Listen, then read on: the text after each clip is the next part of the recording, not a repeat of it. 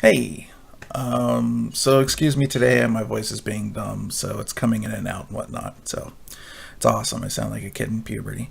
But anyways, last week I talked about on Final Save Cast, or actually I guess it would have been the beginning of this week when it's the PS4 Pro. I'll put a link to it up here somewhere, whatnot. But there's many different views on things about the way that's going, and today we're going to do a build list off of PC Part Picker, which is something I used to do all the time on the channel, and then I just kind of stopped. And I want to get back to it because it's just something fun that I like to do, and I like to interact with you guys and talk about the parts I picked out and whatnot and stuff like that. And so I want to do more kind of shorthand, fun things like this on the channel, and instead of trying to always worry about the big, huge production thing, right? I want to do something I can like knock out in a day or something like that. So the reason I'm doing this build today is kind of going back to that discussion of the PS4 Pro. That's another reason. And then the ease of use of consoles to me has been diminished greatly in the past few years, where the ease of use on PCs has gotten a lot better. Now, there is a thing like building the PC, getting Windows loaded and all that. That's probably your biggest hurdle there. But you could, if you really honestly don't like that much, and you don't want to get in this like console cycle where every 2-3 years you replace your console if you want to be like on the best hardware or whatnot like that, then PC is a good way to go. And there's also pre-built systems from people like Puget and Origin PC. But I will down the link. I'm sure one of my YouTube friends has done a pretty good how to build video, and so I'll link that down below. So, all right, on with the build.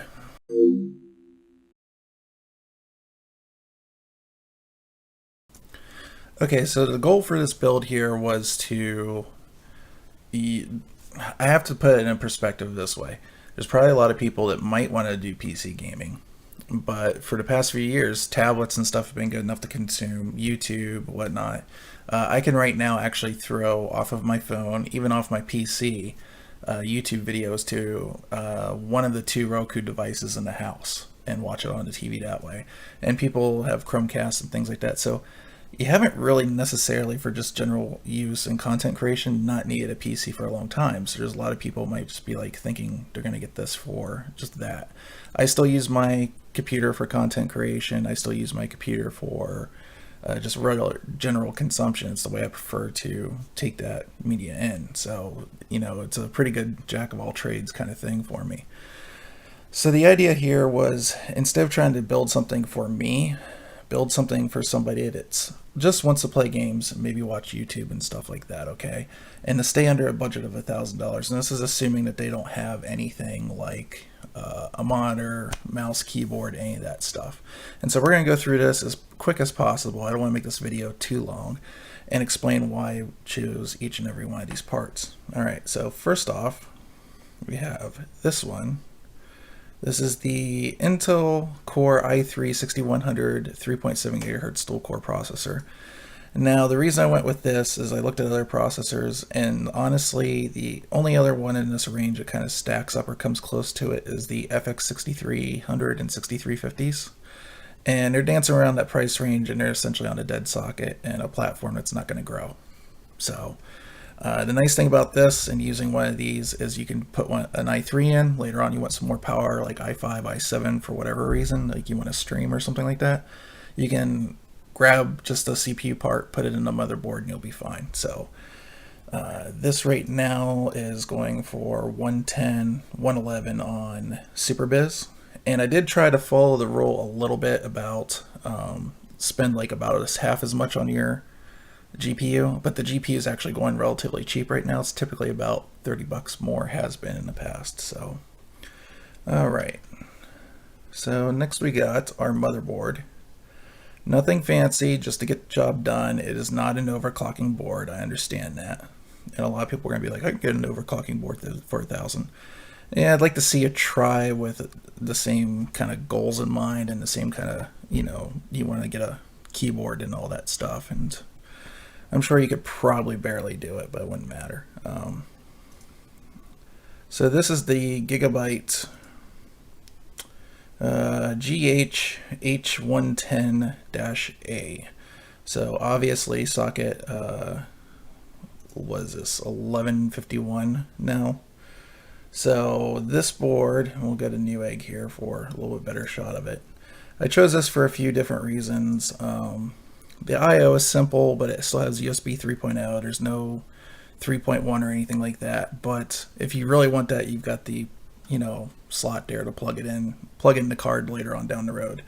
The other reason is a lot of these budget motherboards are using older DDR3L or DDR3 in some cases I saw. This is actually using DDR4, so you get that increase in speed, bandwidth, and whatnot in the memory, which is really going to help speed up that CPU for gaming. It's not a myth. Go watch Digital Foundry's videos on it. I'll link that too, but it is actually a thing.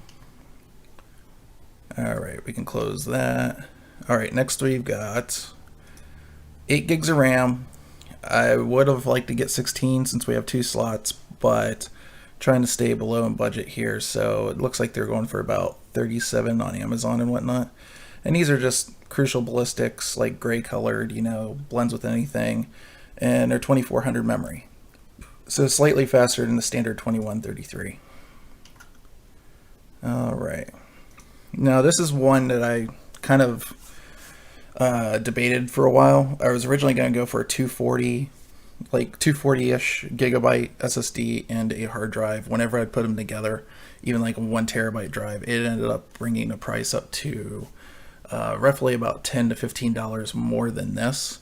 So I figured instead of doing that, we'll just do this 480 for about 110 over at NCIX. And this will be more than enough memory to hold your operating system, a few files and programs and stuff, and a couple games. An easy upgrade that you can do and anybody can do is a hard drive upgrade down the road. They're like $60 to $70 for like a 2 terabyte drive. You throw that in there, and you typically don't have to worry about memory for a while when it comes to gaming machines. But this is a good way to get you started, and it's nice to have that extra memory, that SSD memory, because some games like in the past, like Battlefield 4, has just had incredibly slow load times, and this speeds it up so much faster. So, and the nice thing is this is a PC-centric thing that you don't typically see on consoles. You go to play the same game on a console with a 5400 RPM drive and in this, and it's going to feel night and day quicker. It's that much faster. And even so on like a 7200 RPM drive, it's really kind of sad how slow these things are now. All right, so $189.99 for our GPU, and ended up going with this guy right here. This is the Sapphire Nitro Plus, I guess, RX 470. I looked at the 480, was a little bit over budget, and honestly, the performance between the 470 and 480 is not that different. And I'm looking to power a 1080 screen, so we're not looking for like VR or anything like that. We're just looking for basic gaming and stuff like that. Now, this thing has a pretty good clock, pretty good performance. However, if like you live in a hot climate and you're worried about this thing running too hot, too loud, it has a switch. It will slow the clock back down to like stock speeds, and it will slow your fans down, keep the card a lot cooler and whatnot. So that's an option there. And it has RGB because everything has RGB now. RGB, all the things. All right, for a case, this is aesthetics, but I went with this. Once again, another Newegg thing. This is the Cooler Master N200 because it's a micro ATX board. We went with a micro ATX case. Thankfully, the motherboard did have front USB as well, so it does have a front USB port if you want to use it in a couple USB 2.0. This chassis is a few years old, but it still has good cable runs behind the motherboard and whatnot. Nice cutout for CPU cooler. That's one thing I also forgot to mention about the CPU is just use a stock cooler. It's fine for the chip. It doesn't need to be anything fancy.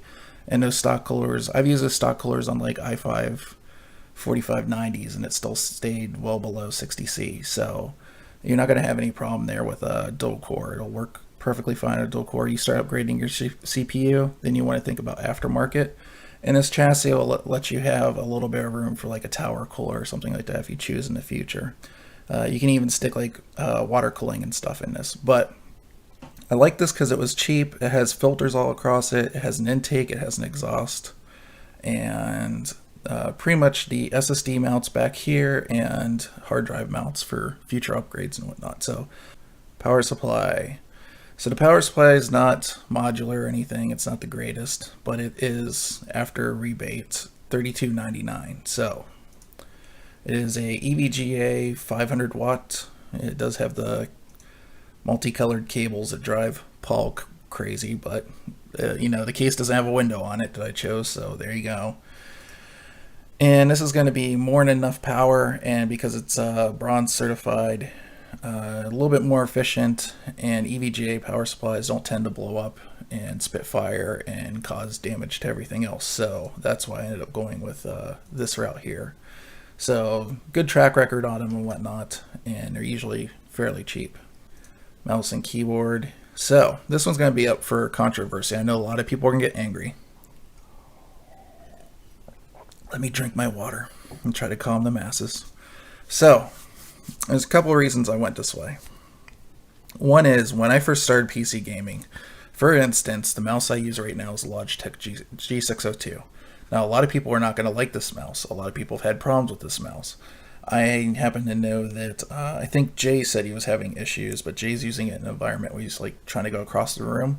And I even said in my review of this thing that this thing has some issues picking up wireless at a certain range. I think it's something like 15-20 feet, so it's not meant to be that far away. So in my case, the reason I like it, I don't necessarily like the weight. I like the shape of it.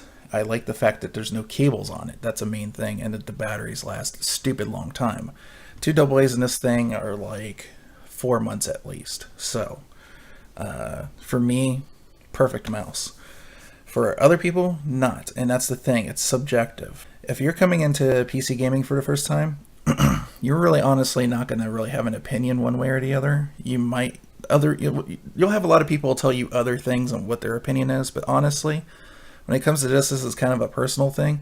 So I didn't want to spend a lot of money on the mouse and keyboard. I mean, this will honestly game just fine, and then as you learn what you like, what you dislike about the things, and you go try other things that say like whatnot, I know like Fry's has like a section where you can try mice and keyboard. Then you'll be able to make a more informed decision in the future of like stuff that you want. But for me right now, I don't like going into things as kind of blind and whatnot, so I ended up throwing this in here. Now the cool thing about this keyboard, it is their new Devastator 2, is it is still a membrane keyboard, but instead of it being on a dome where the keys wiggle a lot, it is semi-mechanical. It has a mechanical actuation, but then there's a dome at the bottom where it's hitting, so it gives you kind of like a half and half hybrid keyboard.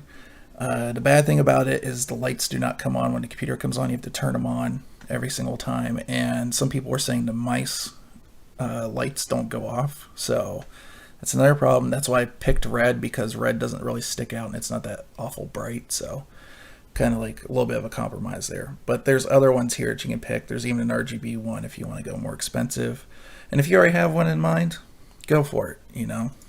Don't let me stop you.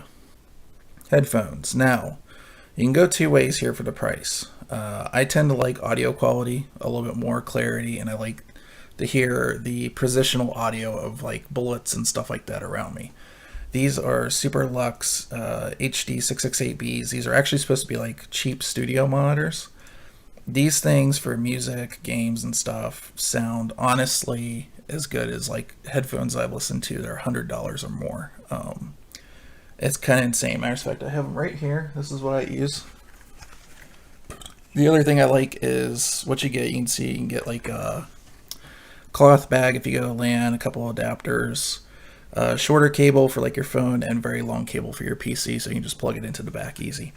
These, even under 56 ohm, power pretty well off of just like phones and stuff like that, so you don't technically need an amp, but you can get one down the road to clear it up a little bit. And it just basically, in my opinion, has made the bass like a little bit tighter when you amplify it and stuff.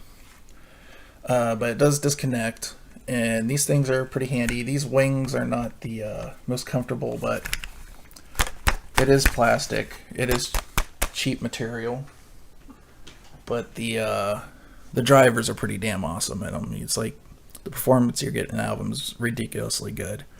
All right, so that's why I picked those over something else. But there are the Cloud 2s out there. There's the original Cloud Pros, and you can get those for the same price. Those have the microphone built in. They're much more of a gaming headset, and they're stupid comfortable, where these are not comfortable out of the box. But to address that, if it comes up, these are a velour. I personally like these cloth ear pads over leather. You don't sweat as much. A lot of people say it changes the sound signature of the headphones a little bit and makes them sound a little bit better than with the stock pads. They have this little thicker pad on the bottom, so your ears, when they're pressing up, is not that bad. And pretty much everybody has said that these things are stupid excellent, and the buyer just makes those headphones like really comfortable. And the buyer has a pretty high percentage there. So we've got this. This is the Antline Mod Mic.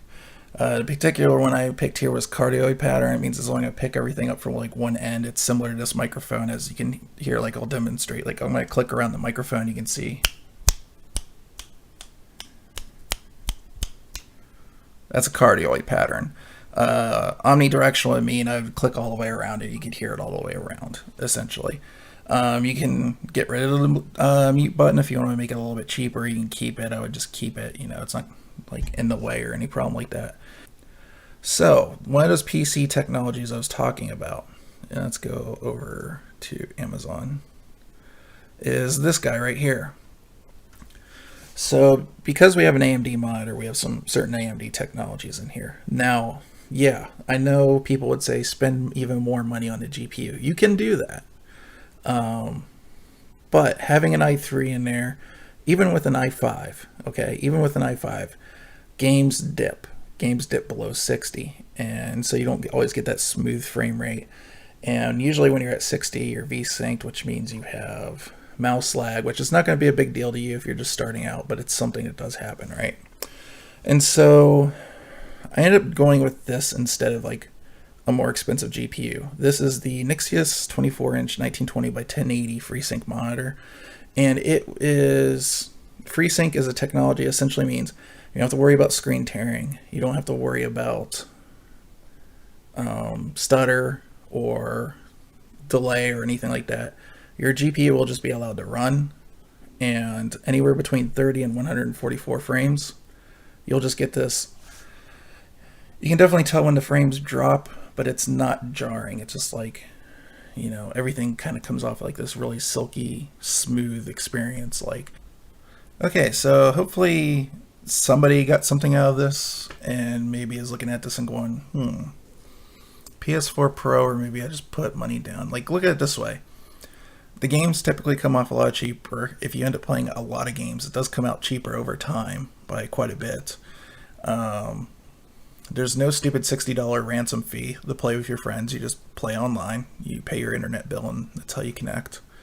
A lot of services out there, Origin, Steam, even, GOG Galaxy now, offers like insanely fast download speeds. So whatever you're paying for your maximum speed from your service provider, you can get up to that, or some of them allow you to limit it. If it's like, in my case, I feel like you end up downloading at full speed and all of a sudden, you know, somebody's angry because you're choking their Netflix bandwidth. But yeah, and you know, I've never even, like, I downloaded like GTA 5 again last night, and that's a 62 gigabyte game, and it took me an hour and 12 minutes or something like that on a 110 meg connection. So, you know, that's something I don't typically see on a lot of consoles as far as speed and stuff goes.